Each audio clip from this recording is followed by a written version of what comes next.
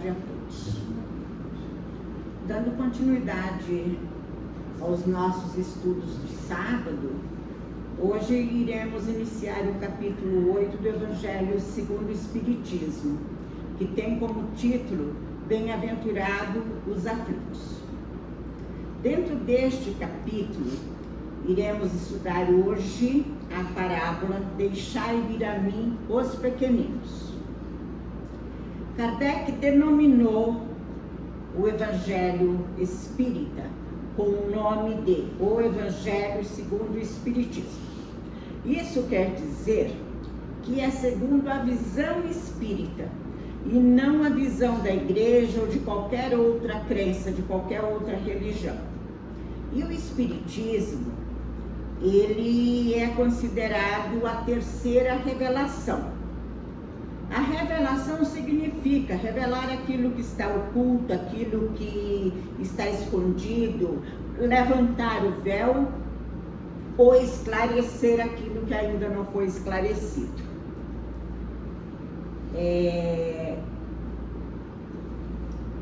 Nós, para falar dessa parábola, Deixai vir a mim os pequeninos, não tem como falar dela sem falar da reencarnação, porque a gente ouve muito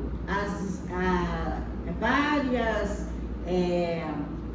palestras espíritas trazendo a mesma visão da Igreja Católica, né? Eu posso falar porque eu nasci, criei numa família católica e fui católica até 39 anos. Então eu posso falar a esse respeito. E posso falar disso que eu vou falar também, porque tem 35 anos que eu estou estudando, acho que já dá para falar. A gente ouve falar muito pelos espíritas que a palavra reencarnação foi retirada das escrituras.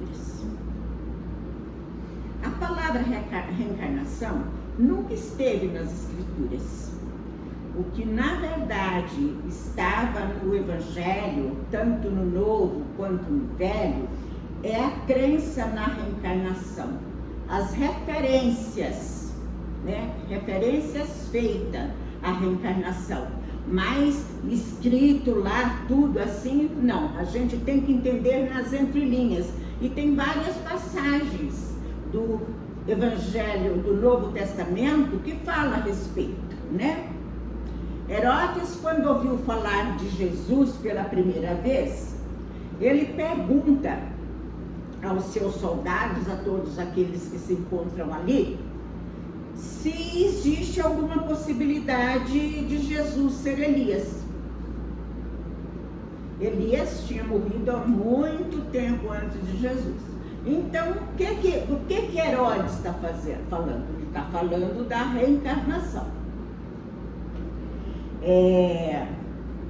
A gente também encontra na Sagrada Escritura, no Novo Testamento, quando os discípulos de Jesus perguntam para ele, né, por que os escribas falam que é Elias, né?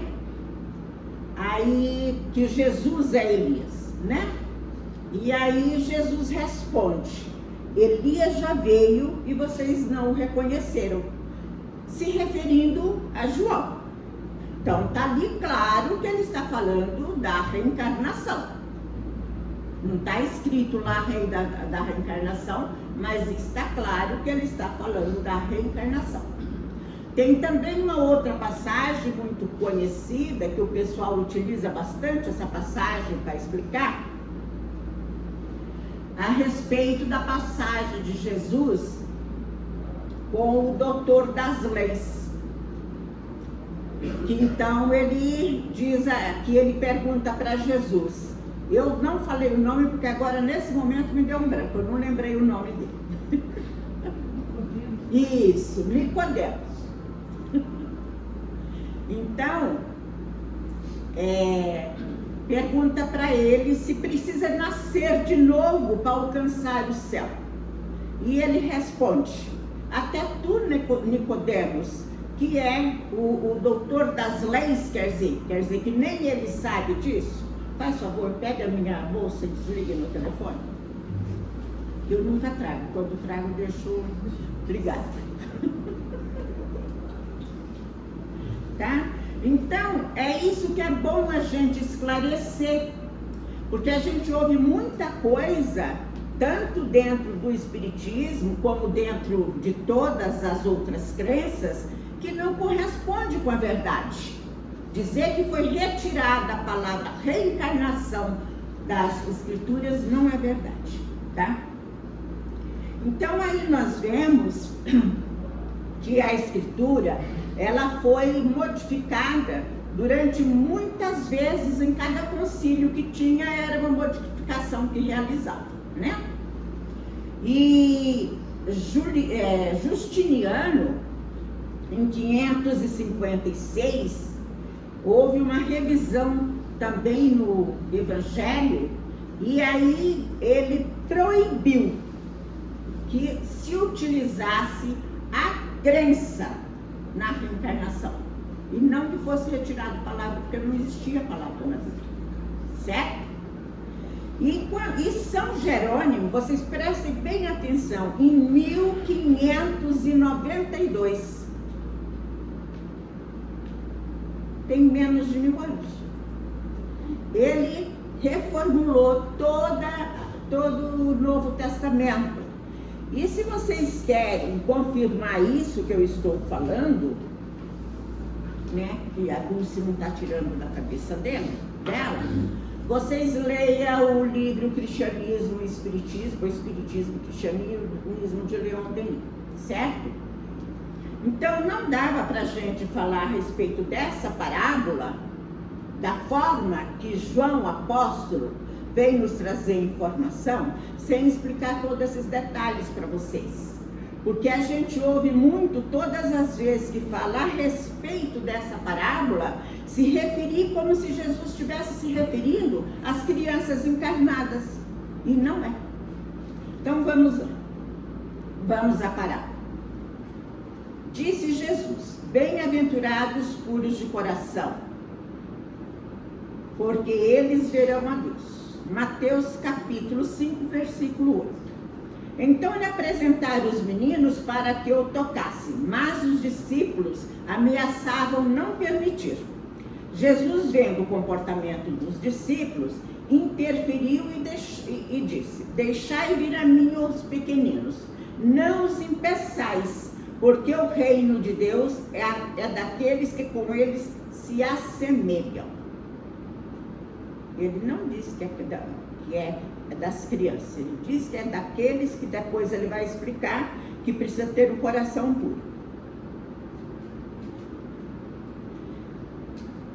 Em verdade vos digo que todo aquele que não receber o reino de Deus como uma criança, não entrará nele. E abraçando-os, pôs as mãos sobre eles e os abençoava. Neste capítulo há várias mensagens a respeito dessa parábola, mas nós escolhemos falar o ensinamento de João Evangelista. Por que nós escolhemos falar escolher o de João?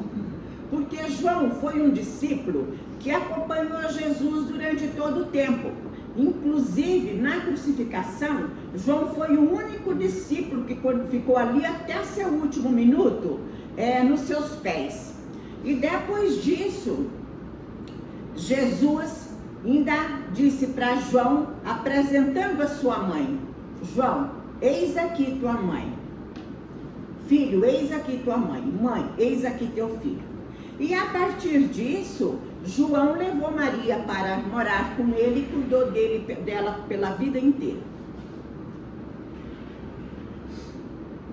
João diz assim, a respeito dessa parábola: deixai vir a mim os pequeninos. Estas palavras tão profundas na sua simplicidade não fazem apenas um apelo às crianças, mas também às almas que gravitam, que circulam nas regiões inferiores da terra. Ele está se referindo aos umbrais. Ele está se referindo quando ele fala gravita, ele está se referindo aos umbrais. Então ele está se referindo nesse momento àqueles que se encontram em sofrimento, mas está dizendo dos que se encontram no mundo espiritual. E também ele está se referindo à infância intelectual dos espíritos, os espíritos recém-criados. Então, quer dizer, João está nos dizendo que era a esses espíritos que Jesus se referia, e não exatamente às crianças encarnadas. João se refere também às primeiras encarnações dos espíritos, aos espíritos sem conhecimento, sem experiência. E João diz também que Jesus nada podia ensinar a infância física. João está dizendo aqui que ele não se referia às crianças encarnadas, que está sujeita à influência dos instintos e com a inteligência a ser desenvolvida, e sim a infância espiritual. João fala claramente que Jesus não se referia à criança encarnada. João continua: meus bem-amados, eis chegados tempo em que os erros explicados se transformarão em verdades. João se refere às alterações, distorções, supressões, inserções que foram feitas através dos tempos a respeito dos ensinamentos de Cristo. E diz mais: nós vos ensinaremos, nós, os espíritos da codificação, vos ensinaremos o verdadeiro sentido da palavra, da parábola. Se é necessário que os espíritos da codificação venham nos ensinar o verdadeiro sentido das parábolas, é porque elas nos foram ensinadas erradas. Com todas essas alterações que foi feito, que é o que eu já falei, aqueles que trabalharam modificando a Bíblia, colocou ali os seus interesses, as suas crenças, o seu entendimento, que precisamos entender hoje, que nós estamos aí 30 anos estudando e tem coisas que nós ainda não entendemos. Vocês imaginam o povo daquela época. Então tinha muita coisa que não entendia. Então, quer dizer, eles foram fazendo alterações dentro do seu conhecimento e do seu entendimento. E Kardec diz mais. Kardec diz que essa comparação, se comparar que as crianças são espíritos puros, as crianças encarnadas, que não é justo, porque nós sabemos que as crianças são milenares. É um espírito milenar em um novo corpo. Então não é justo fazer essa comparação, certo? Vamos analisar juntos. Eu já falei aqui várias vezes a respeito de que a doutrina espírita, ela é uma doutrina racional, né? Então vamos analisar juntos. Quando nós falamos da criança, a criança traz ao renascer as imperfeições de que ainda não se livrou nas reencarnações anteriores, e que somente os espíritos que chegaram à perfeição poderia dar-nos o modelo da verdadeira pureza, e não as crianças encarnadas, certo? A gente ouve muito, nós espíritas, falar que criança não mente, que criança é inocente. Tenha filhos e crie para ver. Os netos, para vocês verem se eles não sabem mentir desde pequenininho, disfarçar, né? Então, na verdade, Nós aqui neste mundo não tem ninguém que é puro. O único espírito puro que aqui esteve foi Jesus. É natural para uma mãe ver no seu filho a pureza, a inocência. Por quê? Para nós, os nossos filhos são perfeitos, né? Até que eles mostram realmente quem são, né? Porque, na verdade, a criança vem com a sua memória apagada. E a partir dos 7 anos é que ela começa a adquirir, né, a sua verdadeira personalidade. Porque ela intuitivamente, não é que ela lembra, intuitivamente ela começa a perceber quem realmente ela é, certo? E aos 14 anos ela assume a sua personalidade. Então é muito importante, mas é muito importante mesmo para que os pais e todos aqueles que são responsáveis pelas crianças procurem educá-la nesse período aonde ela não tem lembrança intuitiva, para que ela se torne um homem de bem. A gente ouve hoje as crianças fazendo coisas que não deveria fazer, e aí quando fala qualquer coisa, deixa, é criança. É muito comum os pais falarem isso hoje. E na realidade, nós recebemos esses espíritos, Deus confiou a nós. Mas Deus não confiou a nós só nossos filhos. Quando a gente lê aquela passagem que tem no Evangelho, que Deus diz assim: o que fizeste do filho que eu te confiei? A gente logo imagina que Deus está falando dos filhos que nós geramos. E não é. Deus está falando: o que fizeste dos filhos que eu te confiei? E quem são esses filhos? Ele está se referindo aos filhos dele. Ele não está se referindo aos filhos que nós geramos. Porque eles não colocaram na nossa responsabilidade apenas os filhos que nós geramos. Eles colocou na nossa responsabilidade o nosso parceiro, a nossa parceira. Ele colocou sobre a nossa responsabilidade os nossos irmãos, os nossos pais, os nossos avós, os nossos netos e também a nossa sogra, o nosso sogro, a nossa cunhada, o nosso cunhado, nosso sobrinho, se algum destes filhos de Deus, que na atualidade são nossos parentes, de repente cai sobre a nossa responsabilidade, fica doente, né? Se cai na nossa responsabilidade, acaso não existe não, viu, gente? Não tem essa história de que eu não tenho nada com isso, não, tá?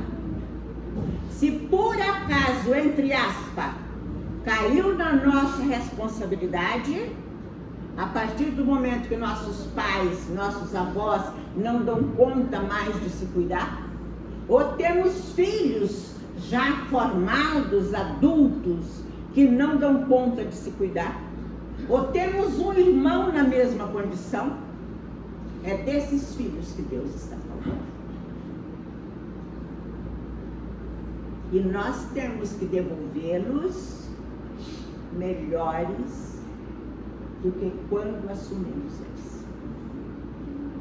Vamos refletir sobre isso, pensar sobre isso. Uma boa tarde a todos. Uma boa semana, né? Nós não vamos ter recesso no sábado, viu?